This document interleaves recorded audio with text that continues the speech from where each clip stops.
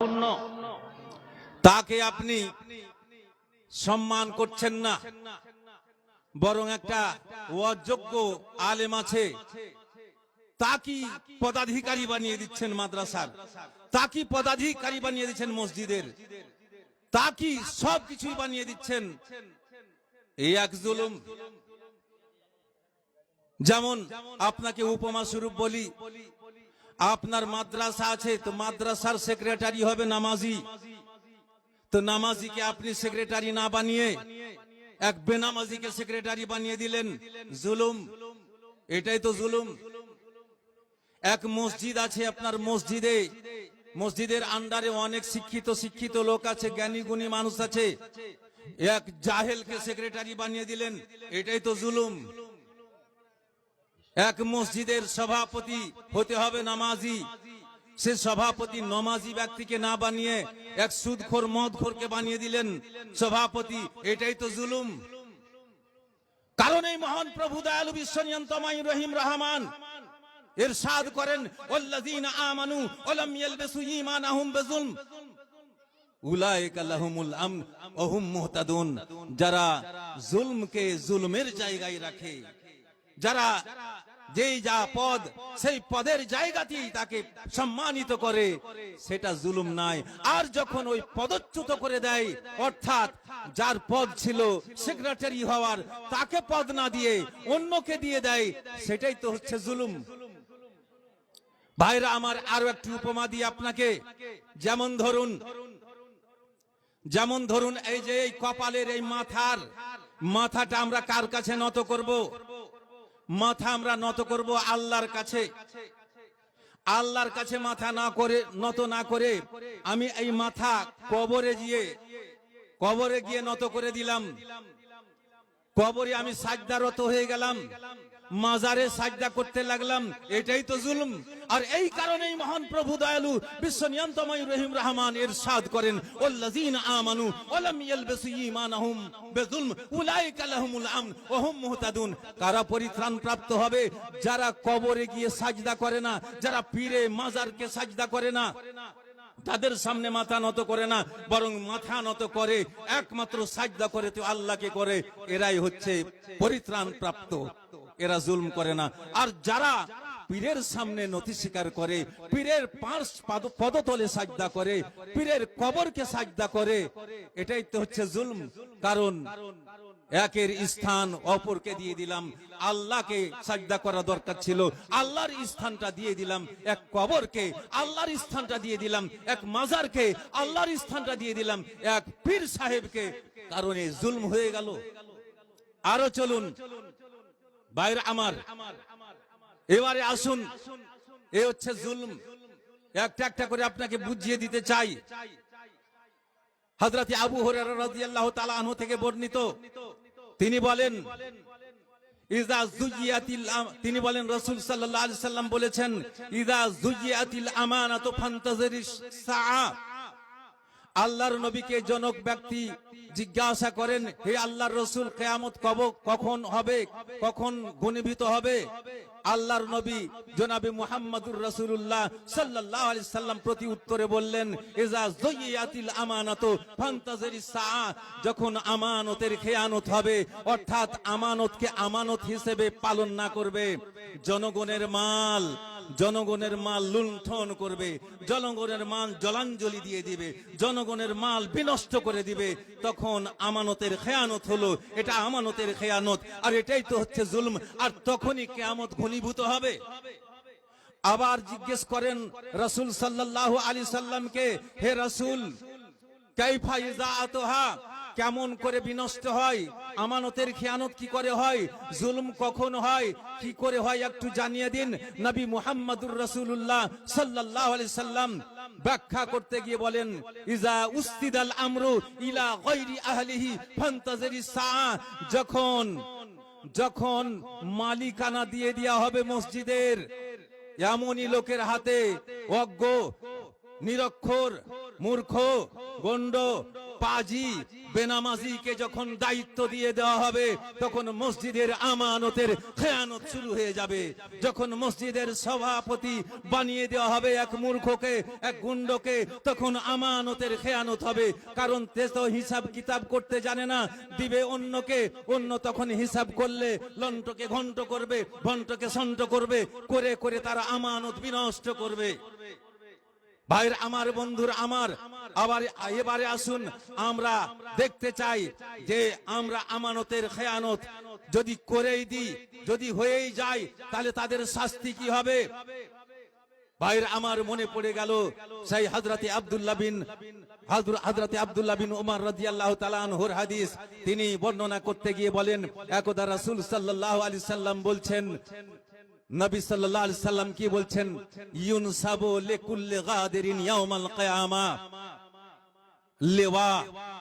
আল্লাহর নবী সাল্লাল্লাহু আলাইহি সাল্লাম বলেছেন, যারা জুলম করে, যারা অত্যাচার করে, অর্থাৎ মসজিদের মাল, মাদ্রাসার মাল বিনষ্ট করে দেয়, চেকে আদায় করে ঠিক, কিন্তু চেকের হিসাব দেয় না, আদায় করে ঠিক লিস্টভুক্ত ভাবে, কিন্তু সেইগুলার হিসাব কিতাব রাখে না। যদি হিসাব কিতাব রাখে তো অর্ধেক রাখে, অর্ধেক বাতিল করে দেয়। তারাই আমানতের খেয়ানত করে এবং তারা বিনষ্ট করে। ভাইরা আমার, বন্ধুরা আমার, তখন তাদের জন্য বললেন নবী মুহাম্মদুর রাসূলুল্লাহ সাল্লাল্লাহু আলাইহি সাল্লাম যে সেই ব্যক্তিদেরকে মাটির তলে, মাটিতে পুঁতা হবে কিয়ামতের দিন। মাটিতে মাথার দিক পুঁতে দিয়ে তার পাছার দিক উপর করে দিয়ে তার পাছায় বাঁশ পুঁতে দেওয়া হবে। ওই বাঁশ পুঁতে দিয়ে তার বাঁশের মাথাতে একটা ঝান্ডা লটকে দেওয়া হবে, ঝান্ডা পতাকা দিয়ে দেওয়া হবে। ওই পতাকাতে লেখা হবে, এই পতাকাতে লেখা হবে, এই ব্যক্তি জনগণের মালকে লুণ্ঠন করেছে, এই ব্যক্তি জনগণের মালকে বিনষ্ট করেছে, মসজিদের মালকে বিনষ্ট করেছে, মাদ্রাসার মালকে বিনষ্ট করেছে। কারণে এই শাস্তি দেওয়া হবে। এরা চেকের হিসাব দিত না, এরা এই লিস্টের হিসাব দিত না, কারণে এই ধরনের আচরণ করা হচ্ছে তাদের সাথে। আর যত রকমের মানুষ আছে যারা আনপড় ছিল, যারা পড়ুয়া ছিল, তাও সে বুঝতে পারবে, সেদিন পড়তে পারবে। কিয়ামতের দিন আল্লাহ সেই ক্ষমতা সকল মানবকে দেবে, তারা সকলেই দেখে বুঝতে পারবে, পড়তে পারবে যে হ্যাঁ, এই লোকটিকে শাস্তি এই কারণে দেওয়া হচ্ছে যে এই আমানতের খেয়ানত করত, আমানতের মাল বিনষ্ট করত, মানুষের সাথে জুলুম করত, কারণে এই ধরনের তাকে শাস্তি দেওয়া হচ্ছে। আমার সময় শেষ, কারণে আমি অনুরোধ করছি, আসুন আমরা এই উম্মে সালমা লিল বানাতকে জাগ্রত করার জন্য, এই প্রতিষ্ঠানকে এমনই ভাবে তুলে ধরার জন্য আপনাদের সামনে গড়ে তুলেছি, এমনই ভাবে গড়ে তুলেছি, যেমন ভাবে তোলা হয়েছে যে আমাদের কোনো হিসাবের প্রয়োজন হয়নি। কারণ এক কোম্পানি আনফাল বাবু এটা দান করে দিয়েছে, সে করেছে, নিজেই দান করেছে, নিজে স্বয়ং সম্পূর্ণভাবে ওইভাবে আমরা ক্যাশিয়ার করেছি, যার কাছ থেকে যে লিখা পড়া করে একজন হাজি এবং শিক্ষিত, সবই জানে, নিজে হিসাবও করতে জানে, নিজে পড়তেও জানে, আবার নিজে খরচ করতেও জানে, সবকিছু আমাদের নিয়ে তিনি চলার চেষ্টা করছেন। আর তার জন্য আমি দোয়া করি, আল্লাহ গো, এই ধরনের ক্যাশিয়ার, এই ধরনের সেক্রেটারি, আমাদের সেক্রেটারি হলেন একজন আলেম, আমাদের সভাপতি হচ্ছেন একজন আলেম হাফেজ। আমি অনুরোধ করছি আপনাদের কাছে যে এই ধরনের যাতে মাদ্রাসার সেক্রেটারি সভাপতি হন এবং মাদ্রাসাকে এগিয়ে নিয়ে যেতে পারেন। সমস্ত গ্রামবাসীর নিকট আমার অনুরোধ রইল, এই মাদ্রাসায় যত দিক থেকে, এই দিক থেকে ওদিক থেকে আসুন, প্রতি ব্যক্তি, নারী পুরুষ নির্বিশেষে, ছেলে মেয়ে নির্বিশেষে, যুবক যুবতী নির্বিশেষে, সকলেই যা পারেন দান দিয়ে আপনারা মাদ্রাসা দেখে যান, মাদ্রাসাতে দিয়ে যান এবং মাদ্রাসাতে দিয়ে আপনারা অশেষ পুণ্যের অধিকারী হন। আসসালামু আলাইকুম ওয়া রাহমাতুল্লাহি ওয়া বারাকাতুহু। ওয়া আলাইকুম আসসালাম ওয়া রাহমাতুল্লাহি ওয়া বারাকাতুহু। शुक्रिया शेख शफीक आलम अस्सलाफी हफिज़हुल्लाह साहब का कि शेख ने जुल्म के मौजू पर बेहतरीन अंदाज में अपनी तकरीर पेश फरमा रहे थे। एक जरूरी ऐलान हमारे मुकर्रिरीन हजरात के लिए कि देखिए, वक्त की बड़ी किल्लत है, वक्त बहुत कम है, इसीलिए महदूद वक्त ही के लिए जो मौका मिल रहा है, बराए मेहरबानी आप सभी अपने वक्त का ध्यान और ख्याल रखेंगे।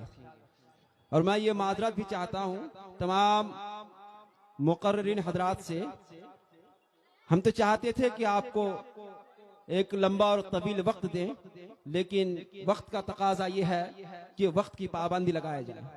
लिहाजा अब मैं ज्यादा देर ना करते हुए हमारे इश्तिहार में दिए गए नाम में से एक नाम, जो कि मशहूर व मारूफ आलिम दीन, जो हमारे झारखंड के फख्र थे, हजरत शेख हजरत मौलाना अब्दुल अजीज अल हक्कानी हफ़िज़हुल्लाह साहब की फर्जंद हजरत शेख हजरत मौलाना असलम अल हक्कानी हफ़िज़हुल्लाह साहब को मैं दावत सुखन देता हूँ। शेख तशरीफ लाएं। शेख से मैं दरखास्त करता हूँ कि वक्त की बड़ी कमी है, इसीलिए सिर्फ आपका जो वक्त होगा वो 10 मिनट। शेख असलम हक्कानी हफ़िज़हुल्लाह साहब। ভলেন্টিয়ার হয়েছে, যে ভলেন্টিয়ার মেম্বার আছে আসুন আপনাদের সম্পূর্ণ কাজ লাগে খাওয়া দাওয়া কমপ্লিট। একটা বিশেষ ঘোষণা, ভলেন্টিয়ার্স বা স্বেচ্ছাসেবক যে সমস্ত ভাইদের দায়িত্ব রয়েছে তাদের কাছে অনুরোধ যে আশা করি আপনাদের খাওয়া দাওয়ার কাজ সারা হয়ে গেছে। তো আপনারা আপনাদের যে কাজ বা আপনাদের যে জায়গা দেখিয়ে দেওয়া হয়েছিল, আপনারা আপনাদের জায়গা আপনাদের আসন গ্রহণ করুন। আপনারা আপনাদের জায়গায় চলে যান এবং আপনাদের যে দায়িত্ব সে দায়িত্ব পালন করুন। ভলেন্টিয়ার্স ভাইদের কাছে অনুরোধ যে আপনারা আপনাদের দায়িত্ব পালন করুন। শেখ আসলাম হক্কানি সাহেব।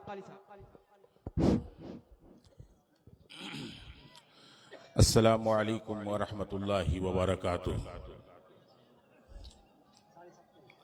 इन्नल हम्दलिल्लाहि नहमदुहु व नस्तईनुहु व नस्तगफिरुहु व नु'मिनु बिही व नतवक्कलु अलैहि व नऊज़ु बिल्लाहि मिन शुरूरि अनफुसिना व मिन सय्यिआति अमालिना। मन यहदिहिल्लाहु फला मुदिल्ल लहु व मन युद्लिल फला हादिय लहु। वअशहदु अन ला इलाहा इल्लल्लाह वहदहु ला शरीका लह वअशहदु अन्न मुहम्मदन अब्दुहु व रसूलुहु। अम्मा बाद फइन्न खैरल कलामि कलामुल्लाह व खैरल हदी हदी मुहम्मदिन सल्लल्लाहु अलैहि वसल्लम व शर्रल उमूरि मुहदसातुहा व कुल्लु मुहदसतिन बिदअह व कुल्लु बिदअतिन दलाला व कुल्लु दलालतिन फिन्नार। अऊज़ु बिल्लाहि समीइल अलीम मिनश शैतानिर रजीम। बिस्मिल्लाहिर रहमानिर रहीम। वल अस्र इन्नल इंसाना लफी खुस्रिन इल्लल लज़ीना आमनु व अमिलुस सालिहात व तवासौ बिल हक़्क़ि व तवासौ बिस सब्र। इंतहाई मुअज़्ज़ज़ व मुकर्रम बावक़ार सदर इजलास व नाजिम इजलास, स्टेज पर जलवा अफरोज उलमाए किराम और कुर्ब जवार से तशरीफ फरमा अहबाब जमात, सामीन व सामिआत, हाजिरीन व हाजिरात।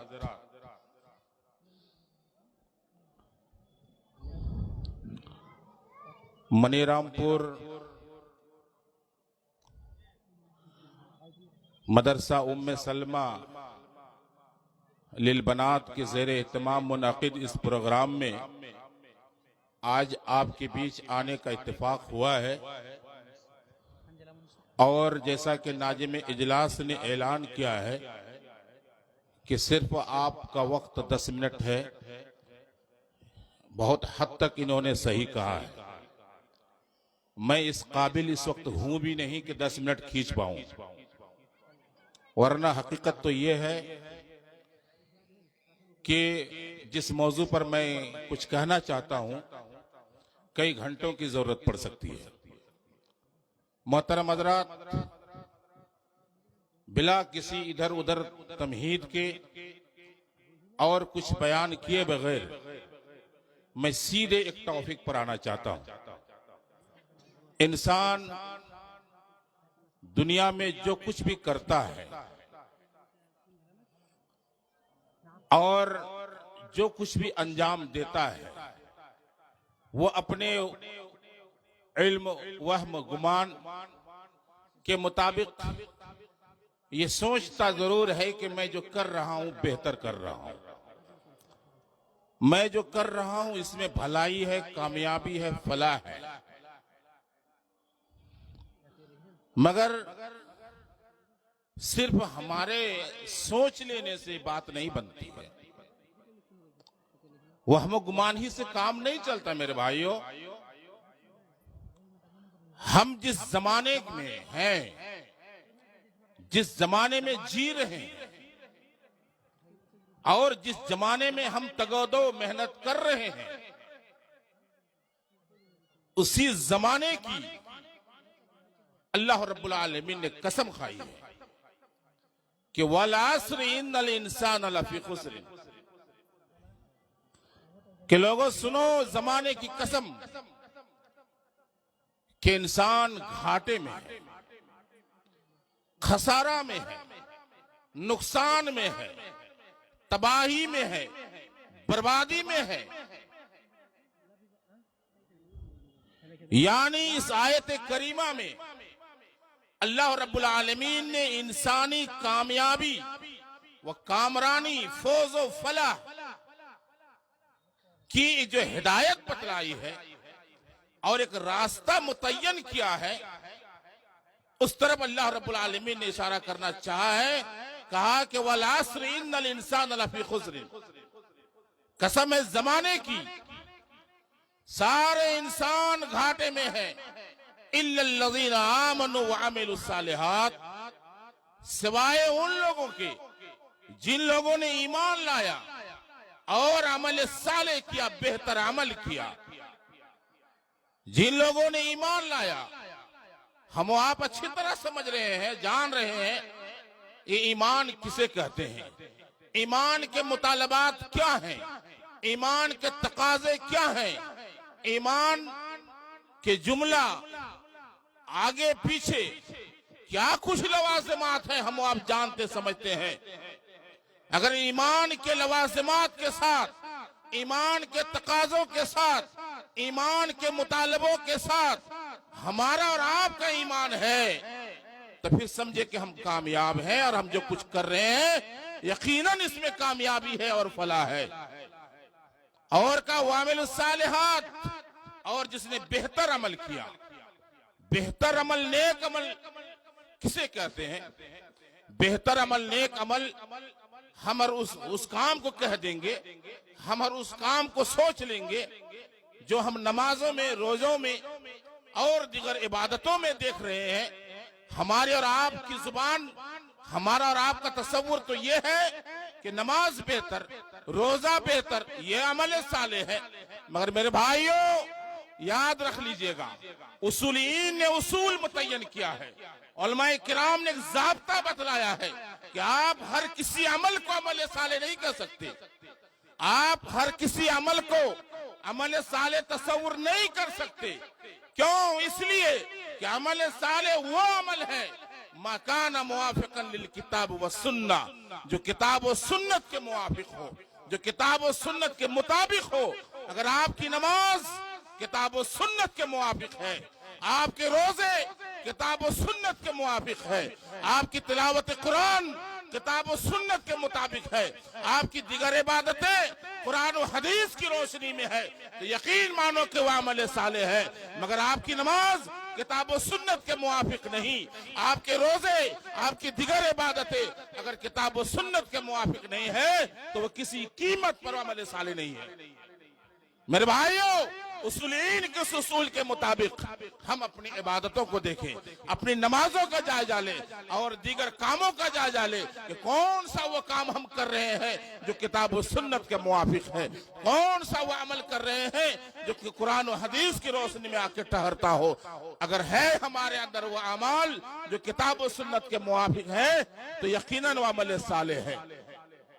अब इंसान ये सोच ले हमारे पास ईमान है, हम किताब और सुन्नत के मुताबिक अमल करते हैं, तो बस इतना काफी नहीं है मेरे भाइयों। आपके अंदर एक दूसरी सिफत, हक की नश्र इशात, हक की तबलीग, हक के पैगाम आम करने का जज्बा, अम्र बिल मारूफ नही अनिल मुनकर, हक बात कहने की ताकत आपके अंदर होनी भी चाहिए। वो इसलिए कि आदमी मोमिन जरूर हो सकता है, उसके घर के अफराद का हाल तो कुछ और है। उसके महल्ले के अफराद का हाल तो कुछ और है। मैं मोमिन जरूर हूं, मैं किताब और सुन्नत के मुताबिक अमल जरूर करता हूं, मगर मेरी निगाह के सामने कोई आदमी मुनकर काम कर रहा है, कोई शराबी शराब पी रहा है, कोई जुआबाज जुआ खेल रहा है, कोई हराम काम में मुलविस है, तो ऐसी सूरत में ज़ाब्ता इस्लाम के मुताबिक हम पर फर्ज ये होता है कि हम उस नकीर आमरे की इनकार करें, हम उस गलत काम के रद्द करें, हम उसकी तरदीद करें। और हाँ, नबी सल्लल्लाहु अलैहि वसल्लम का इरशाद कि मन रा मिनकुम मुनकरन फला युगय्यिर बियदी, जो कोई आदमी किसी आदमी को मुनकर काम करते देखे तो चाहे कि अपने हाथ से रोक दे। अगर हाथ से रोकने की ताकत नहीं तो अपनी जुबान से रोके, जुबान से रोकने की ताकत नहीं तो अपने दिल से बुरा समझे। मेरे मुसलमान साथियों, अगर अपनी जिंदगी में फौज व फला चाहते हो, कामयाबी चाहते हो, इन तीन सिफात की तरफ आप जरा तवज्जो दें। आप मोमिन हैं, सही बात, आप किताब और सुन्नत के मुताबिक अमल करते हैं, वो भी सही, मगर आप ये भी देखें कि आप अम्र बिल मारूफ व नही अनिल मुनकर का फरीजा कहां तक अंजाम दे रहे हैं। यही वजह है मुसलमानों कि आज हमारे घरों में कई किस्म की हरामकारियां, कई किस्म के गलत उमूर पाए जाते हैं। हम बाप होते हुए भी अपने बेटे पर हम नकीर नहीं कर सकते, हम भाई होते हुए भी छोटे को हम रोक नहीं पा रहे हैं। कौन सा वो बाप है जो अपने बेटे की खबर नहीं जानता? कौन सा वो भाई है जो अपने छोटे भाई की खबर नहीं जानता? कौन सा वो शौहर है जो अपनी बीवी की खबर नहीं जानता? हर एक को पता है। इन तमाम सूरतों में फर्ज ये होता है कि अम्र बिल मारूफ नही अनिल मुनकर का फरीजा अंजाम दे। और मेरे साथियों, ऐसी सूरत और ऐसी हालात में जब आप किसी के साथ रोक टोक करेंगे, आप किसी को गलत उमूर पर थामेंगे, सद्देबाब के लिए इक़दाम करेंगे, तो कुछ आपके साथ मसाइल हो सकते हैं, परेशानियां आ सकती हैं, आप पर इल्जामात लग सकते हैं, आपको लोग बुरे भले कह सकते हैं, आपको बदनाम किया जा सकता है। इन तमाम सूरतों में आपके अंदर सब्र की ताकत, सब्र का जज्बा होना चाहिए। आप एक सब्र की तलकीन करें, सब्र का पैगाम आम करें। मेरा वक्त चूंकि खत्म है, मैं ज्यादा गुफ्तगू कर नहीं सकता। आखिर में ये बात कहते हुए आपसे रुखसत होना चाहता हूं कि ये इदारा जो आप देख रहे हैं, मदरसा उम्मे सलमा लिल बनात, ये एक तालीमी इदारा है जहां बनात हव्वा की तालीम का इंतजाम है। मेरे साथियों, बनात हव्वा की तालीम का इंतजाम उतना ही जरूरी है जितना कि हम अपने बच्चों की तालीम का, अपने औलाद की, लड़कों की तालीम का इंतजाम समझते हैं। अगर ये कहा जाए कि दीनी इदारे की शक्ल में कहीं लड़कों से ज्यादा लड़कियों की तालीम का इंतजाम जरूरी है, इसलिए आपसे सबों से मेरी गुजारिश होगी कि आप इस इदारे का भरपूर तावन करें, दिल खोल कर तावन करें। यकीनन ये चीजें जो है अल-बाक़ियातुस सालिहात में है, वरना मेरे साथियों हम दुनिया से चले जाएंगे, क्या कुछ छोड़ के जा रहे हैं, क्या कुछ करके जा रहे हैं, ये हमको और आपको सोचने की जरूरत है। ये चीजें हैं कि इंशाअल्लाह हमेशा हमेशा के लिए आपके काम आएगी और ये चीजें फिर आपके लिए ज़ख़ीरा आखिरत और जरिया नजात बनेगी। कुल आलमीन हमको, आपको, जुमला मुसलमानों को तालीमी इदारे सींचने, तालीमी इदारे चलाने, तालीमी जो हमारे पास मकातिब है और मदारिस हैं, इन तमाम चीज़ों के फ़रोग के लिए हम आगे बढ़ते रहें। अल्लाह रब्बुल आलमीन इसकी हमको तौफीक दे। रब्बना वफ़्फ़िक़ लना लिमा तुहिब्बु व तर्दा। अस्सलामु अलैकुम व रहमतुल्लाहि व बरकातुहू।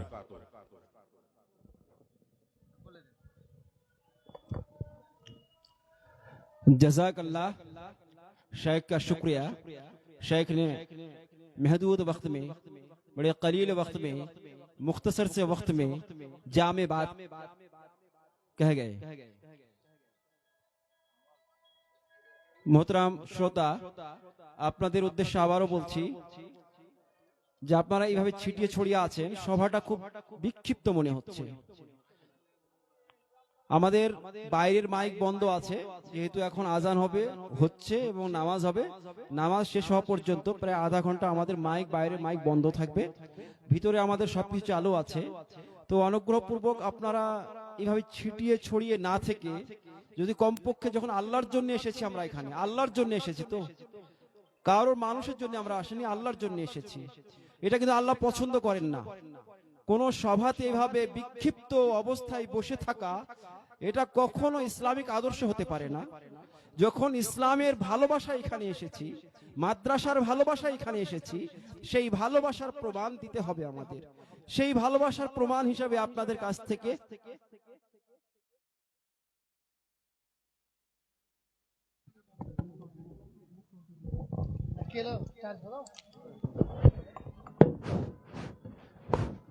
আপনাদের একটু কষ্ট চাইছি, একটু সামনে আসুন ভাই, একটু সামনে আসুন। একটা বিশেষ ঘোষণা, আমার মনে হয় বাইরে আওয়াজ যাচ্ছে না, বলাটাও মনে বেকার হয়ে যাবে। আমাদের ভলেন্টিয়ার্সদের যে ডিপার্টমেন্ট, সেই ডিপার্টমেন্টের যে হেড ফেকারুল ইসলাম সাহেব, আনসারুল হক সাহেব, ফেকারুল ইসলাম এবং আনসারুল হক, এই দুইজনকে আমি অনুরোধ করছি, আপনারা যেখানে থাকুন না কেন, আপনারা অতি তাড়াতাড়ি এই আমাদের প্যান্ডেলের বাম সাইডে, অর্থাৎ মহিলা প্যান্ডেলের পাশে 2-4 জন ভলেন্টিয়ার্সের ব্যবস্থা করে দিন। ওখানে কিছু ছেলেদের বিশৃঙ্খলা হচ্ছে। আপনাদেরকে আবারও বলছি, আনসারুল এবং ফেকারুল ইসলাম সাহেবকে, যে আপনারা ভলেন্টিয়ার্স গুলো একটু দেখে নিন, এদিকে ওদিকে কোথায় প্রয়োজন সেটা দেখে নিন।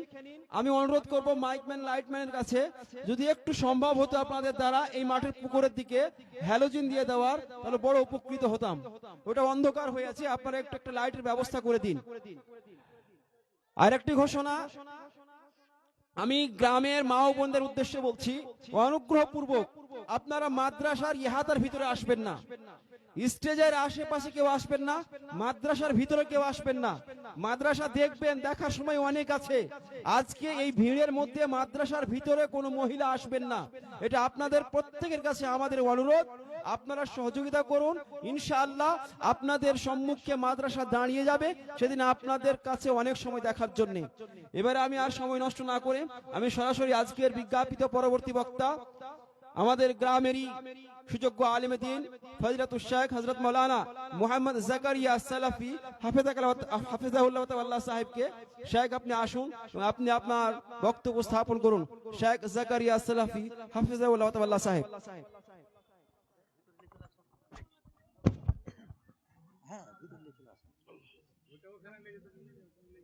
ভিতরে চলে আসুন, যে ডান দিকে এখানে বাইরে মাইক চলে না এখন।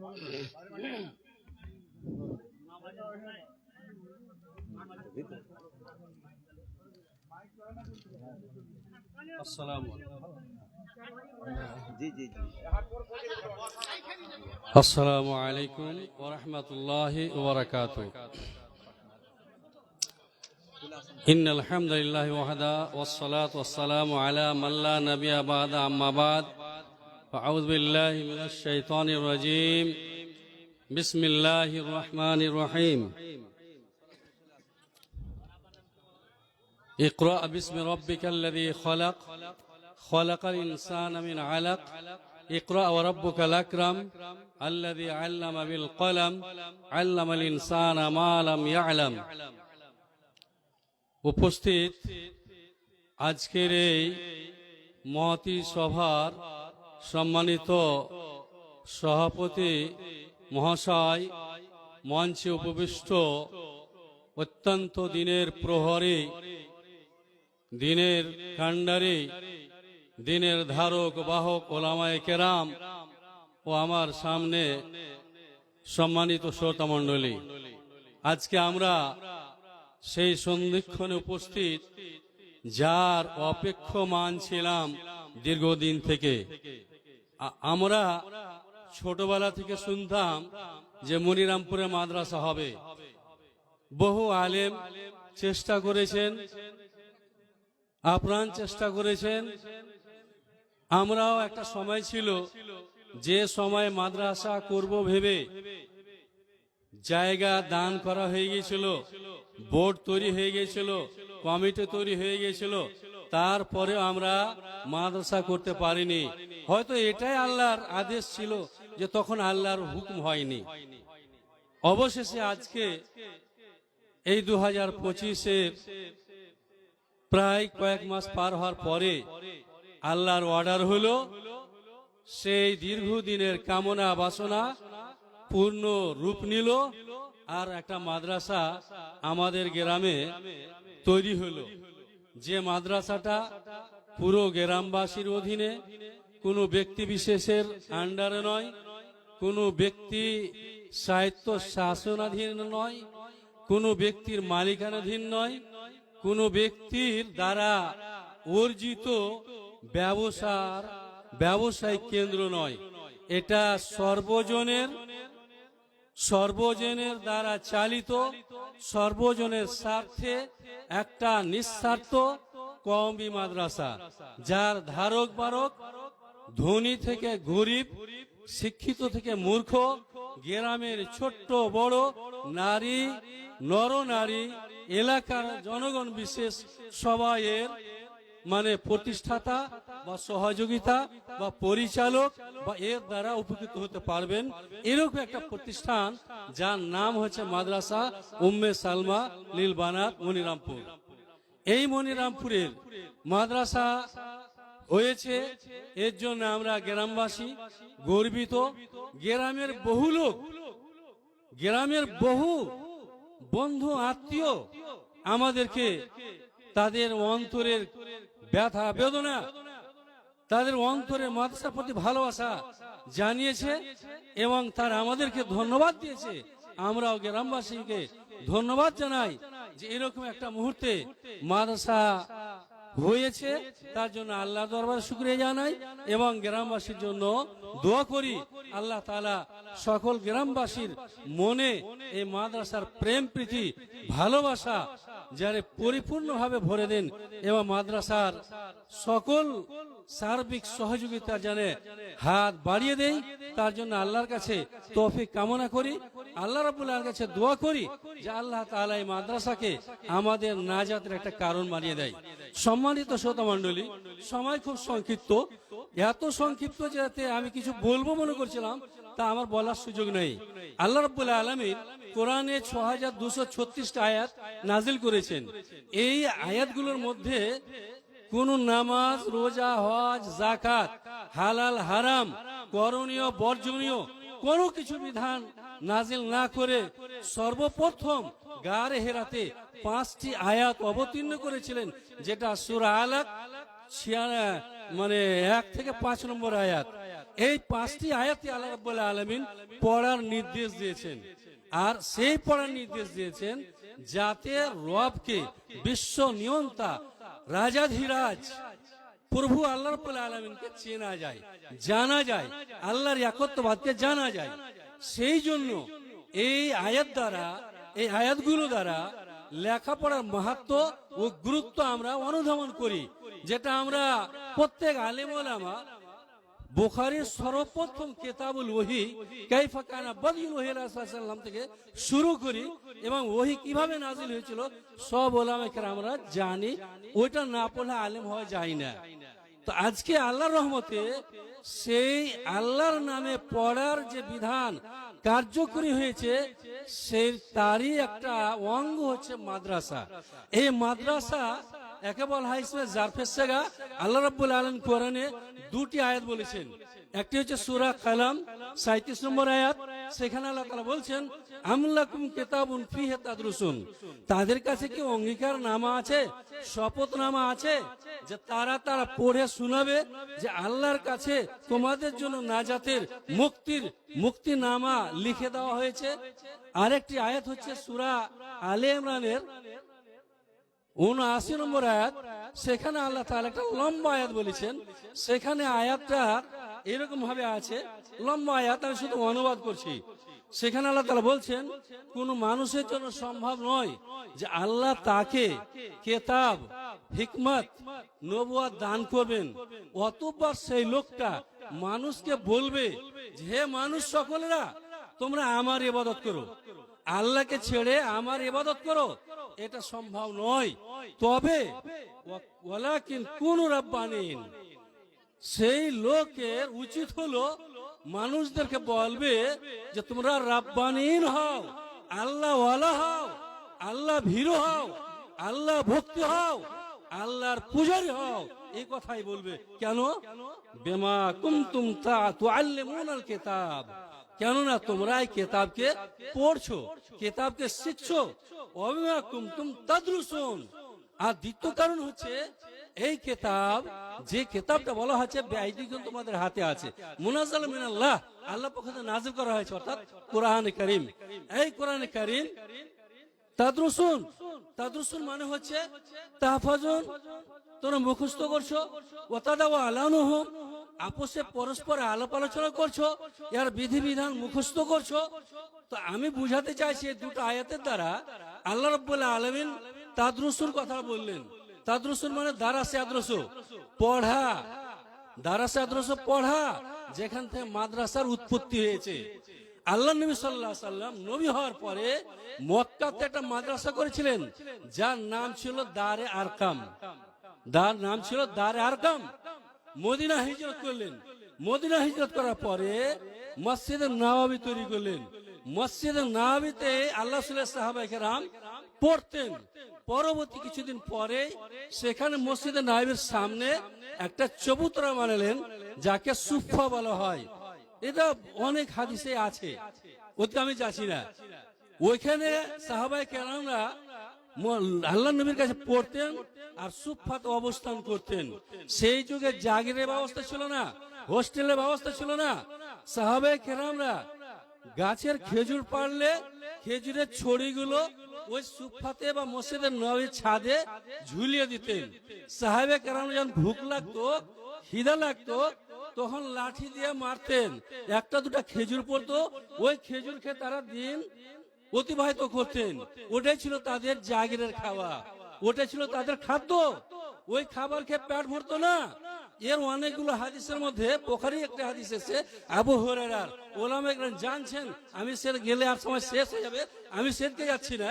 তো আল্লাহ রাসূল সাল্লাল্লাহু আলাইহি সাল্লাম দিন কায়েমের জন্য, মানুষকে আল্লাহ ভীরু করার জন্য যে মাদ্রাসা করলেন দারে আরকাম, সুফা, পরবর্তীতে মাদ্রাসার রূপ দিতে দিতে দিতে আজকে আমাদের যুগে এসে পড়েছে মাদ্রাসার একটা বিল্ডিং এর মাধ্যমে সূচনা।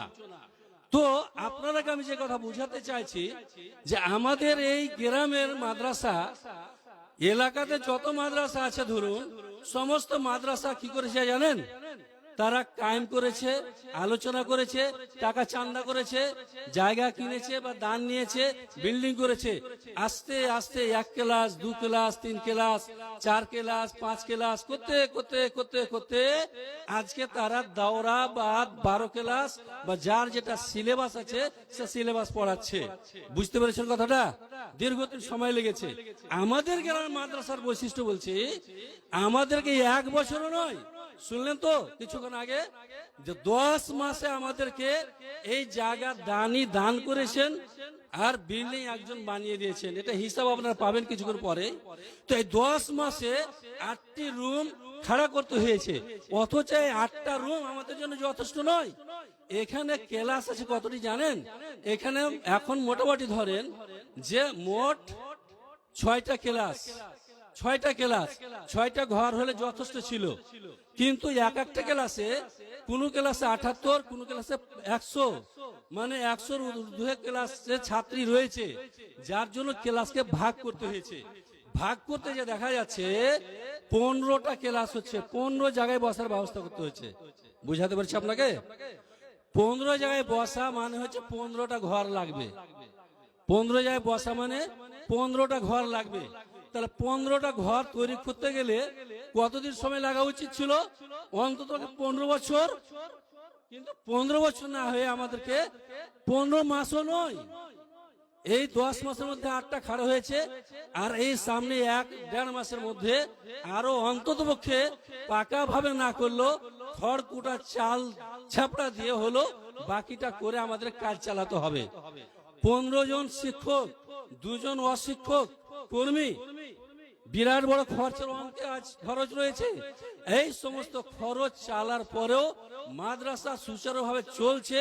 আমি সামান্য দুটো কথা বলার জন্য টাইমটা চেয়ে নিচ্ছি, জরুরি কথা আছে অবশ্যই, টাইমটা আরো দরকার বেশি ছিল। তার কারণ হচ্ছে এটাই যে আমাদের এই মাদ্রাসা নাম দেওয়া হয়েছে মাদ্রাসা উম্মে সালমা লিল মানাত, কিন্তু অ্যাকচুয়ালি এটা মডেল মাদ্রাসা, আদর্শ মাদ্রাসা। তার কিছু ঝলক শুনলেন। আমি আপনাদের সামনে যেটা বক্তব্য দিলাম দুটো আয়াত দিয়ে, তার সারমর্ম হচ্ছে এটাই যে শিক্ষার অন্যতম কারণ হচ্ছে আল্লাহ ভীতি হওয়া, আল্লাহ ভীরু হওয়া।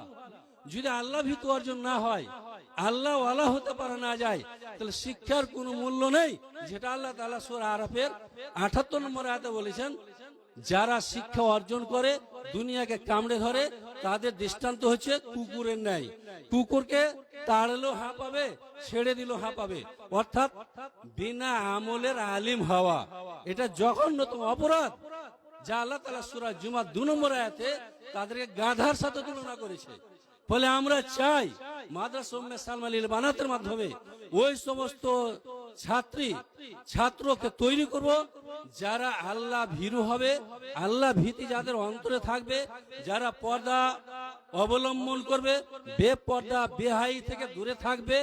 আজকে মাদ্রাসাগুলোর যা অবস্থা তাতে আমরা সবাই দেখছি সোশ্যাল মিডিয়াতে, তাদেরকে গজল বলাতে শুরু করে, বক্তব্য দেওয়াতে শুরু করে, আর শরীরের শিক্ষার নামে চলছে একটা ধরনের ব্যবসা, যে মঞ্চে গান বাজনা মিউজিকের মাধ্যমে শরীর প্রদর্শন করছে।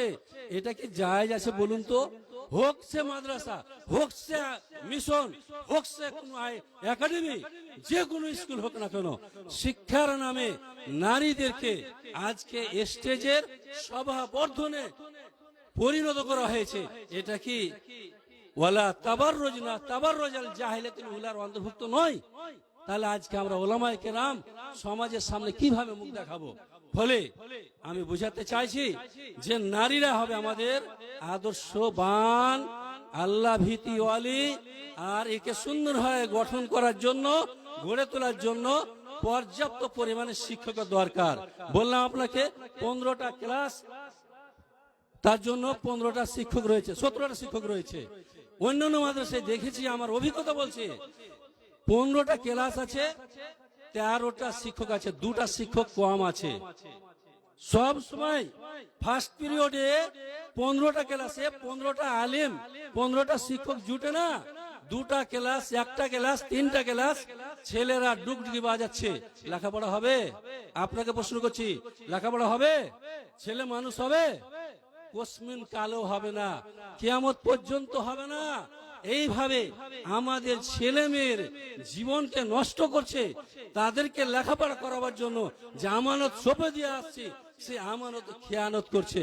আমাদের কষ্টার্জিত সম্পদ নাইট জালসার মাধ্যমে, যাকাতের মাধ্যমে, সাদকার মাধ্যমে, আর দান খয়রাতের মাধ্যমে মাদ্রাসাকে দিয়ে যাচ্ছে।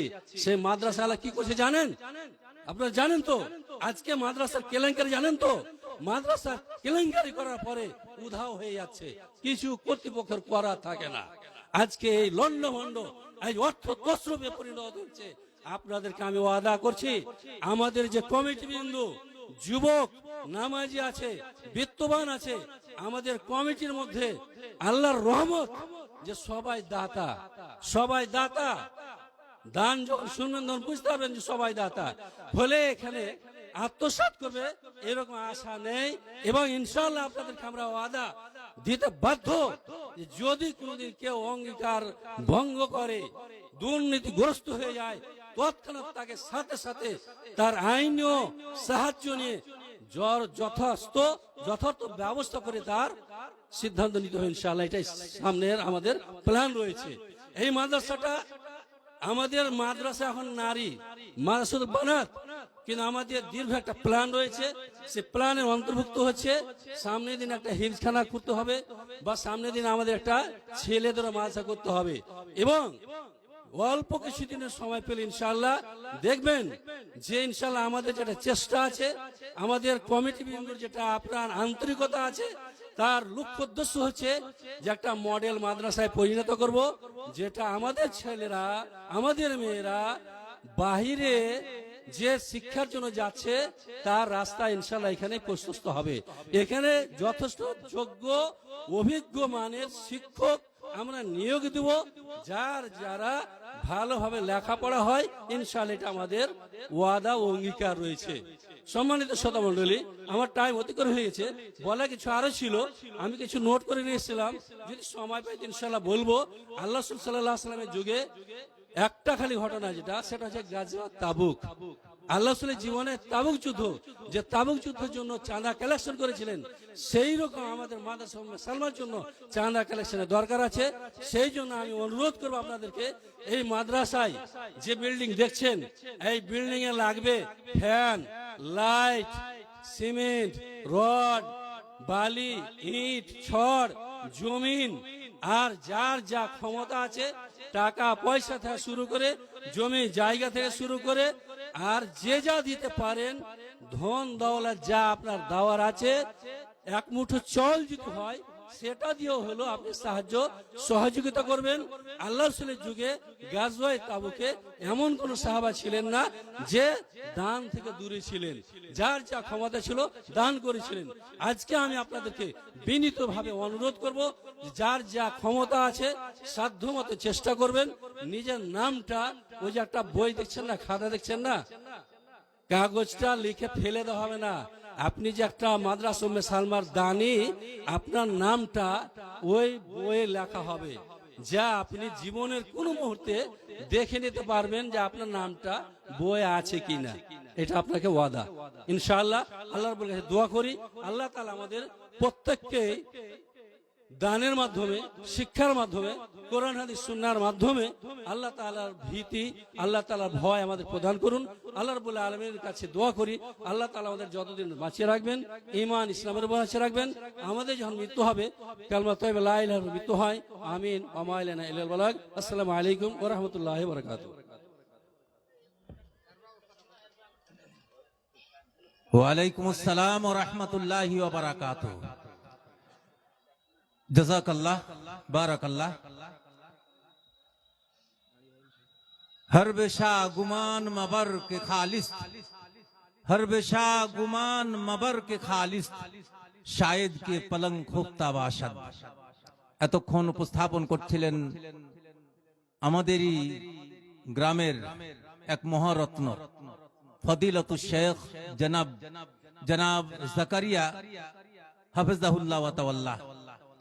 তার উপস্থাপনা শ্রবণ করে আমরা মাদ্রাসার পারপাসে, বিশেষ করে উম্মে সালমা লিল বানাতের গোড়ার কথা এবং এর ভবিষ্যৎ কি সে সম্পর্কে তিনি সংকীর্ণ টাইমের মধ্যে যা তুলে ধরলেন, তাতে আমরা অনেক উপকৃত হলাম। শেখকে ধন্যবাদ জানাই, যাতে করে পরবর্তীতে আবারও আমরা তার থেকে আরো ভালোভাবে তার মুখ থেকে শুনতে পারি সময় সুযোগে। আমরা মনে মনে ভাবছি যে শুধু গ্রামেরই বক্তা আসছে, বাইরে থেকে যারা এসছে তাদের কেন দেখতে পাচ্ছি না। তাই আপনাদের সামনে এমনই ব্যক্তিত্ব এনে দেব যা সত্যিকারই তার ওয়াজ শুনলে আপনারা মুগ্ধ হবেন। তবে কিছু কথা রয়েছে। আপনারা ভাবছেন যে আমরা যে দান দিচ্ছি আসরের পরে দিলাম, কই সেগুলো তো জানতে পারলাম না, মাগরিবের পর দিলাম সেগুলো তো জানতে পারলাম না, কোথায়? ভাই সবই লিপিবদ্ধ হচ্ছে, সব কেরামান কাতেবিন দুই সাইডে বসে আছে, আপনাদের পানে চাতকের নাই চেয়ে আছে। কখন আপনারা আসবেন, মুক্ত হস্তে দান করবেন, ডান হাতে দান করবেন, আর সেই ডান হাতে এরই বিনিময় হাসরের ময়দানে পাবেন ডান হাতে। এর জন্য অপেক্ষায় প্রতীক্ষামা সকলে। অতএব নারী পুরুষ নির্বিশেষে ছুটে আসুন, ছুটে আসুন, মাগফিরাত কামনা করুন এই দানের মাধ্যমে, দুয়ার মাধ্যমে ছুটে আসুন। আমি বলছি আপনাদের এই সুযোগ, এই সুবর্ণ সুযোগ পাবেন না। আমরা যখন দানের পাতাগুলো খুলে খুলে উল্লেখ করব, আপনারা ভাববেন এত দান দিল কে? কি 1 কাঠা, কে 2 কাঠা, কি 2.5 কাঠা, কে 3 কাঠা, কে 4 কাঠা, কে 1000, কে 5000, কে 10,000, কে 1 লক্ষ, কে 7 লক্ষ। শুনলে মাথা খারাপ হয়ে যাবে। তাই আপনাদের বলছি, আসুন আপনাদের সামনে উপস্থাপন করা হবে সেই দানগুলো। আপনারা তার আগেই সবাই এসে সারিবদ্ধভাবে দান লাইন দিয়ে দান করার চেষ্টা করুন এবং উপকৃত হন। এবারে আপনাদের সামনে এনে দেব ফদিলাতুল শেখ জনাব আব্দুল কবির ইসলাহি হাফিজাহুল্লাহ ওয়া তাআলাকে। আশা করি তিনি কোরআন ও সহি সুন্নাহ মোতাবেক আলোচনা করে আমার সমাজকে, আমার দেশবাসীকে, আমার শ্রোতা বন্ধুদেরকে মনে আনন্দ দেবেন এবং উপকৃত করবেন। এবার স্টেজে ফদিলাতুল শেখ জনাব আব্দুল কবির হাফিজাহুল্লাহ ওয়া তাআলা।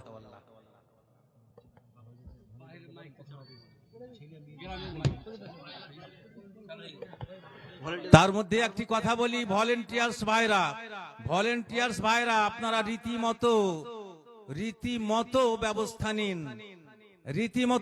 নিন। তারপরে এই যে আমাদের পুরুষ প্যান্ডেলের পাশে মেয়েদের প্যান্ডেল আছে এবং রাস্তায় এইগুলা খুব রীতিমতো দেখুন, যাতে করে বিশৃঙ্খলা না দেখা দেয়।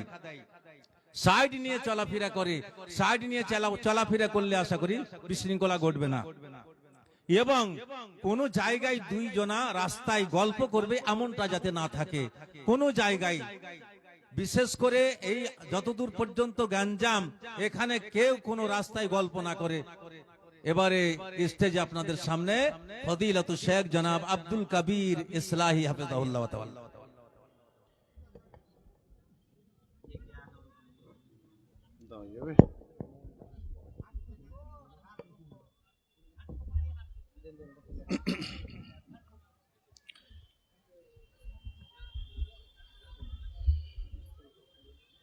থাক না, অসুবিধা হবে আপনাদের। শেখরা পিছনে, হ্যাঁ শেখ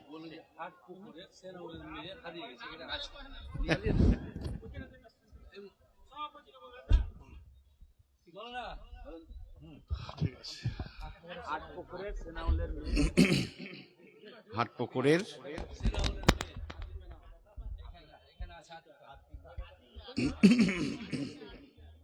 হ্যালো, আমার জালসায় যারা এসেছেন ভালো করে কান দিয়ে শুনবেন। হাটপুকুরের একজন ছোট্ট আতিকা নামক মেয়ে স্টেজে রয়েছে। তার বাবার নাম সেনাউল। সেনাউলের কেউ যদি থেকে থাকেন তাহলে শিগগির এসে তার মেয়েকে নিয়ে যাবেন।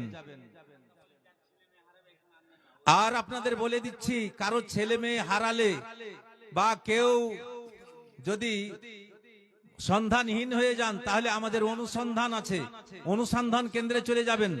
দফতরে ইস্তেকবালিয়া আছে, কন্ট্রোল রুম আছে, সেখানে চলে যাবেন, সেখান থেকে তার ব্যবস্থা হবে। আসসালামু আলাইকুম ওয়া রাহমাতুল্লাহ। আসসালামু আলাইকুম ওয়া রাহমাতুল্লাহি ওয়া বারাকাতুহু। আলহামদুলিল্লাহ نحمده ونستعينه ونستغفره ونعوذ بالله من شرور أنفسنا ومن سيئات أعمالنا.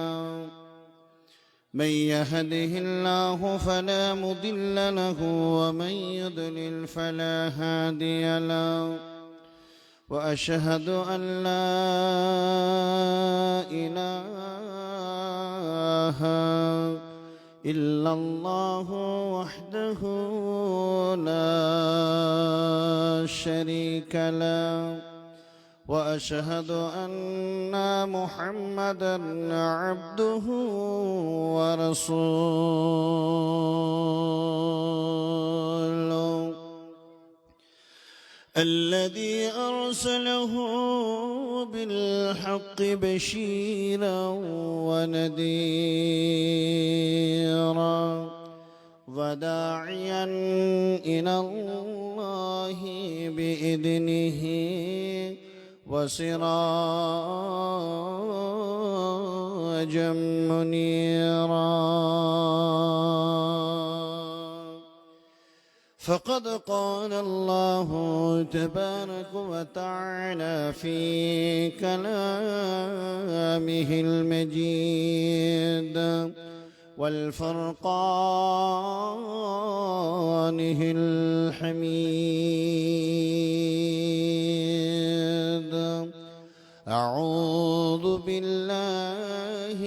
الشيطان الرجيم